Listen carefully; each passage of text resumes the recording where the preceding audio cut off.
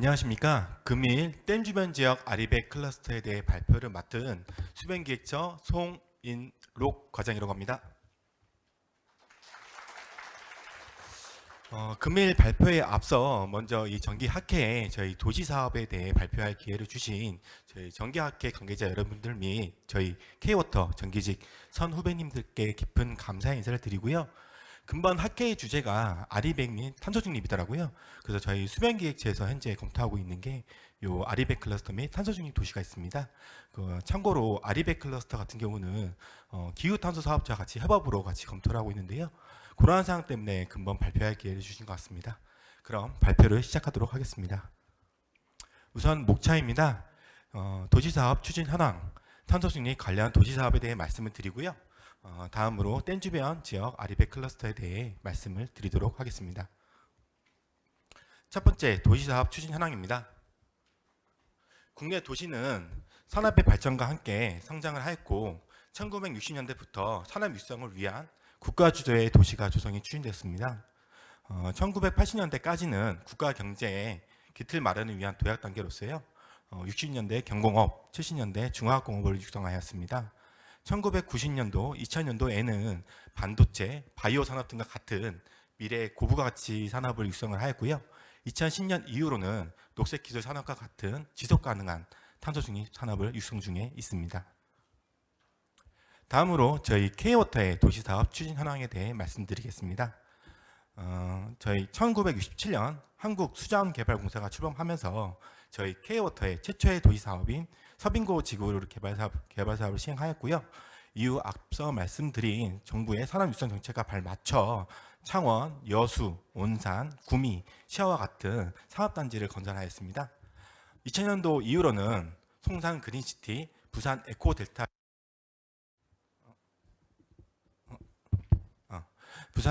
시티와 같은 친환경, 수변, 친수도시 건설을 조성 중에 있습니다. 다음으로 탄소 중립 관련 도시 사업에 대해 말씀드리겠습니다. 이러한 탄소 중립 관련 도시 사업이 나온 이유는 바로 기후 변화와 환경 위기인데요. 전 세계적인 기후 변화에 따라 도시에도 다양한 문제가 발생하고 있습니다. 우리나라 역시 평균 기온 상승이라든지 강수량 증가 등 이상 기후가 발생을 시작하고 있습니다. 이러한 기후 변화에 대응하기 위해 글로벌 차원에서 다양한 방안을 모색 중에 있는데요. 아리백 캠페인도 그 일환으로 볼 수 있을 것 같고요. 지난 IPCC 총회에서 제안된 내용이 하나 있는데요.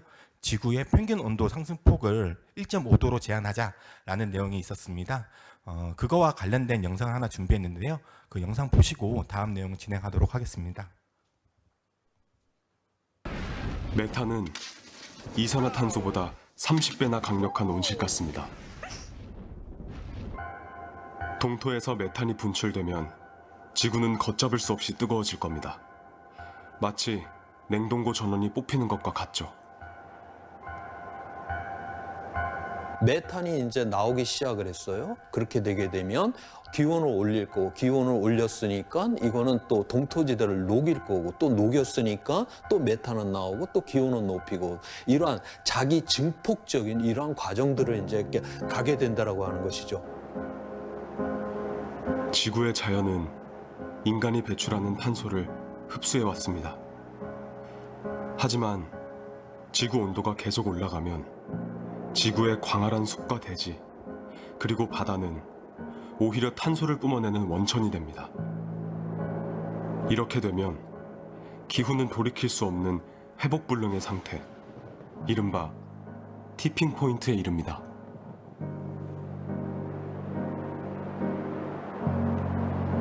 One of the tipping points we really need to be able to avoid is a tipping point where ecosystems warm so much that they continue to cause warming even if human emissions of greenhouse gases were to drop to zero. 이때부터는 인간의 노력은 아무 의미가 없어요. 그래서 이런 기후 위기가 우리 눈앞에 본격적으로 이런 티핑 포인트가 일어나기 전에 바로 우리는 기후 위기를 꼭 막아야만 하는 것입니다. So the question is, when do you reach that tipping point where the system is out of your control? 과학자들은 인간이 버틸 수 있는 지구 온도 상승의 한계점을 1.5도로 봅니다. 그런데 그 한계점이 머지 않았습니다. 최근 전 세계 과학자들의 연구를 총망라한 중요한 보고가 있었습니다.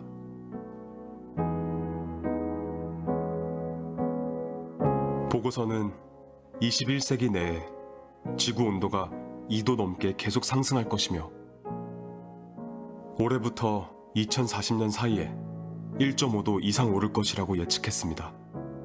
이는 과거보다 10년 앞당겨진 시간표입니다.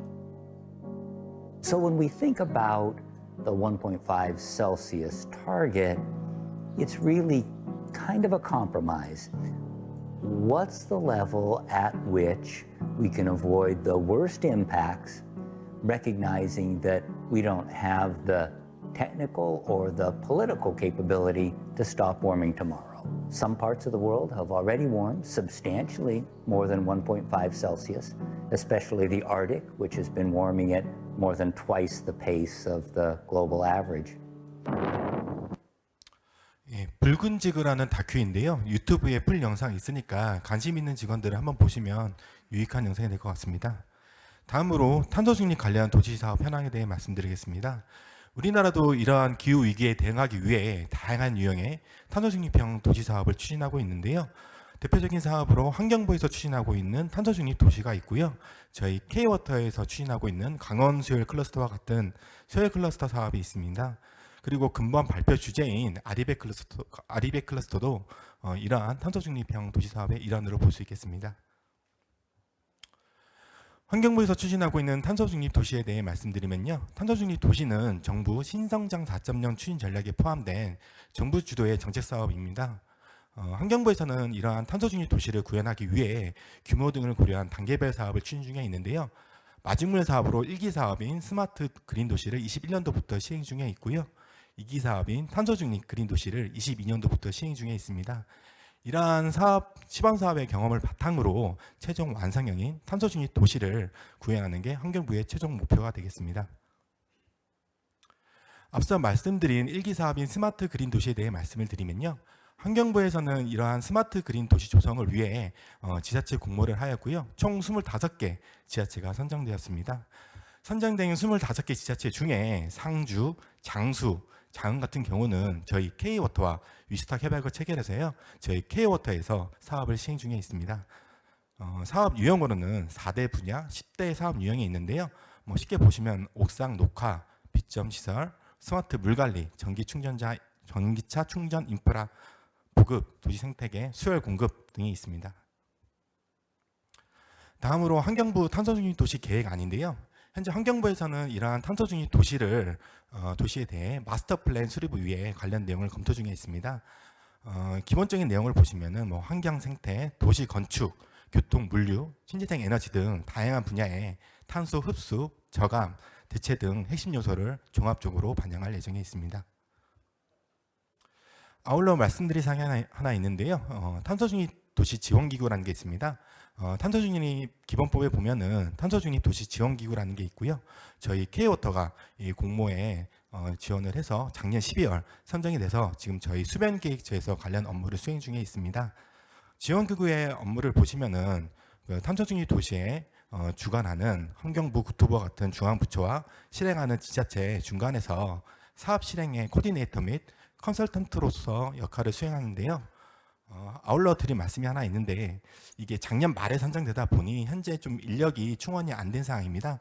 특히 탄소 중립 도시를 구현하기 위해 에너지 분야의 전문 인력이 좀 필요한 상황인데요. 그래서 내년도에는 아마 정기직 직원을 좀 충원할 계획이 있습니다. 그래서 하나 부탁드리고 싶은 말씀은 내년도 저희 지원기구에 정기직 직원을 충원할 때 여기 계신 저희 K워터 정기직 선 후배님들께서 많은 관심과 지원을 부탁드리겠습니다. 다음으로 댐 주변 지역 아리백 클러스터에 대해 말씀드리겠습니다. 아리백 클러스터라고 하면은 클러스터 내 사용 에너지를 재생 에너지로 100% 공급 및 소비하는 클러스터고요. 입주 기업의 아리백 이행을 지원하는 클러스터로 볼 수 있겠습니다. 국내 아리백 클러스터 조성 사례를 보면요. 국토부에서 시행하고 있는 새만금 개발 사업, 당진시 아리백 사업, 하천군 아이그린 솔라 워터파크, 민간에서 시행 중인 솔라시도 조성 사업이 있고요. 이렇듯 다양한 지자체 및 기관에서 아리백 클러스터 조성을 위해 관련 사업을 현재 검토 중인 단계에 있습니다. 이러한 아리백 클러스터를 조성하는 이유는 앞서 이영석 부장님께서 말씀하셨는데요. 탄소 국경세가 있고요. 아리백 이행 요구가 있습니다. 이러한 것들이 새로운 무역 장벽으로 발생하기 때문인데요. 탄소 국경세 아까 말씀드렸듯이 EU에서 26년부터 탄소 국경세를 부과할 예정에 있고요. 아리백 이행 요구도 이행을 만약에 협력사에서 못한다 하면은 계약이 해지되는 사례도 발생하였습니다. 다음으로 저희 K워터의 아리백 클러스터 조정 목적에 대해 말씀드리겠습니다. 첫 번째는 저희 K워터가 공공기관으로서 국가 탄소중립 정책을 적극적으로 이행한다는 게 첫 번째 목적이 되겠고요. 또 두 번째는 이를 통해 국내 산업 경쟁력 확보를 지원하는 게 두 번째 목적이 되겠습니다. 세 번째로는 댐 주변 지역을 보시면은 댐으로 인해 상당히 개발이 제한된 지역이 많습니다. 그래서 현재 낙후된 지역이 많이 있는데요.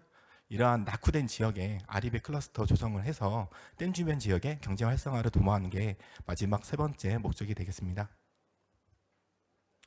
다음으로 아리백 클러스터의 기본 방향입니다. 저희 K워터형 아리백 클러스터라고 하면은 저희 K워터는 댐이라는 소중한 자산을 갖고 있습니다.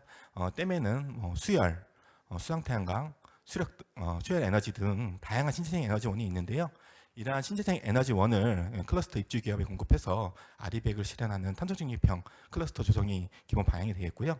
5개 요소로는 에너지 전환, 에너지 순환, 에너지 특화 및 운영, 흡수원 확대, 친환경 건축 활성화가 있겠습니다. 앞서 말씀드린 5개 요소 중에 주요 요소 3가지에 대해 말씀을 드리면요.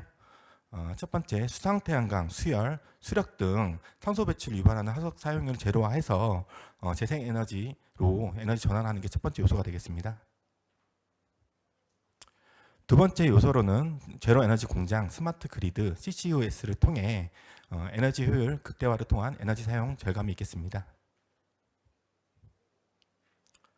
다음 세 번째 요소로는 환경생태 용지, 생태 벨트, 탄소 흡수림, 댐역 홍수터를 통해 흡수원 확대가 세 번째 요소가 되겠습니다.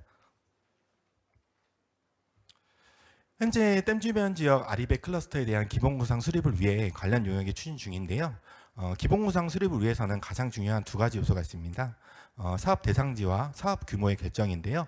사업 대상지 같은 경우는 저희 K워터에서 지금 현재 관리하고 있는 20개 다목적 댐을 대상으로 하고 있고요. 그중 입주수 및 타당성을 검토해서 최종 대상지를 선정할 계획에 있습니다. 사업 규모 같은 경우는 아무래도 아리백을 실현하기 위해서는 재생에너지 공급량과 견져서 규모를 결정할 수밖에 없는 상황인데요.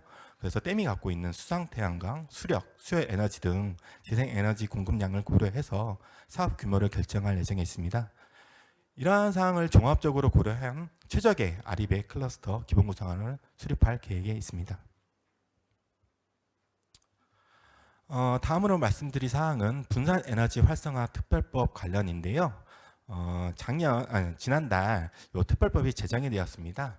이 특별법의 취지를 보면은 전기를 많이 쓰는 기업은 분산에너지가 많은 지역으로 이전을 유도하여 국가균형 발전에 기여한다는 게 법안의 핵심 취지라고 보여지는데요.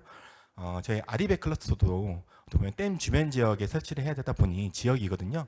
이러한 그 법 취지와 연계해서 검토가 가능하기 때문에 이러한 분산에너지 정책과 연계해서 검토할 계획에 있습니다.